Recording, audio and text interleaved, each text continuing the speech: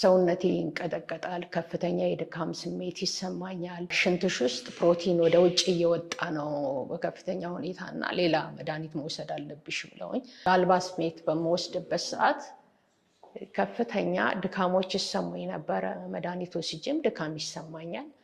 ጠዋት ብዙ የመነቃቃት ነገርም የለኝም ነበር ብዙ አልነቃቃም አሁን ኤክሰርሳይዝ ሰርቼ ራሱ አሁን ጠዋት በልቼ ኤክሰርሳይዝ ሰርቼ መጥቼ ውሃ ጠጥቼ ሻይ ጠጥቼ ደስተኛ ሆኜ ነው ማድረው በፊት ግን ስቃጠል ነው ማድረው በልቼ ራሱ ሰውነቴ ሁሉ እሳት ነው የሚሆነው ይቃጠላል ሰውነቴ ላብ ነው ጥሩ ስሜት አልነበረኝም መድኃኒት ሰው ባገኘች ቁጥር ለእናቴ መድኃኒት አምጡልኝ እያለች በጣም እንትንትል ነበር ይሄ ሁሉ መድኃኒት ይዞልኝ ነበር የሚመጣው መድኃኒት መዋጥ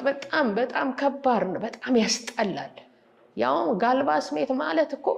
በጣም ትልልቅ ነው ፍሬው ራሱ በጣም ትልልቅ ነው በጣም ከባድ ነበር እሱ ውጠን እንኳን እኮ ሰላም አናገኝም መድኃኒት ውጠን የተሻለ ነገር እንኳን አላገኘንም የባሰ ህመም የባሰ ስቃይ አግሬሲቭ የሚያደርገኝ ስሜት ራሱ ኃይለኛ የሚያደርገኝ